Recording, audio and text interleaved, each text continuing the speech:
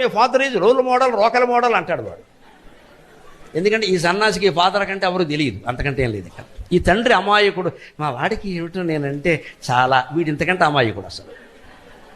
వాడికి 20 ఏళ్ళు వచ్చాక అడగండి, మీ నాన్న గురించి నేను అభిప్రాయం చెప్పాను అనుకో, మా నాన్నగారు మంచివాడే కానీ కొన్ని విషయాలు ఆయనకు తెలియవు అంటాడు. ఎందుకంటే వీడికి గర్ల్ ఫ్రెండ్ పరిచయం అయింది. దానికి తండ్రి ఒప్పుకోడు కదా. మంచివాడే కానండి కొంచెం తిక్కండి అంటాడు. వీడికి ఇష్టమైనది వచ్చింది కదా అక్కడ. వాడికి 30 ఏళ్ళు వచ్చాయనుకోండి, తండ్రి ఫూల్లా కనపడతాడు. ఎందుకంటే సాఫ్ట్వేర్ ఉద్యోగం, అందమైన భార్య, నెలకి 2 లక్షల జీతం, హైదరాబాదులో విల్లా, విజయవాడలో విల్లా, ఇద్దరు కలిసి అల్లా అయిపోయింది ఇక్కడ.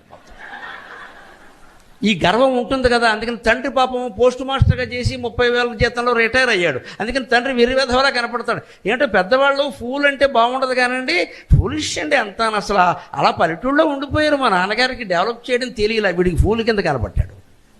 అదే 40 ఏళ్ళు వచ్చాక మీరు కొడుకుని అడగండి, మీ నాన్నగారి గురించి నా అభిప్రాయం ఏంటంటే, పెద్దవాళ్ళు చెప్పారంటే ఊరికే చెప్తారేంటంటే, అనుభవం మీద చెప్తారంట. ఎందుకని వీడికి ఇద్దరు తయారయ్యారు అప్పటికి.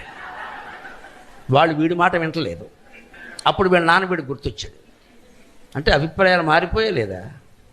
50 ఏళ్ళు దాటాక ఏ మోగాడినైనా మీరు గమనించండి, అన్నాల బల్ల దగ్గర కూర్చుని అమ్మని నాన్నని పొగడ్డమే పని. మా నాన్న మా అమ్మ, ఎందుకంటే వాళ్ళిద్దరు చచ్చిపోయారు, ఉంటే పొగడ్డం. వెళ్ళిపోయారుగా. పెళ్ళాం శుభ్రంగా గోంగూర పచ్చడి చేసి పెడితే, మా అమ్మ చేసేది ముందు చేసిన వాళ్ళని మెచ్చుకోరాదా, మళ్ళీ పెడతారు.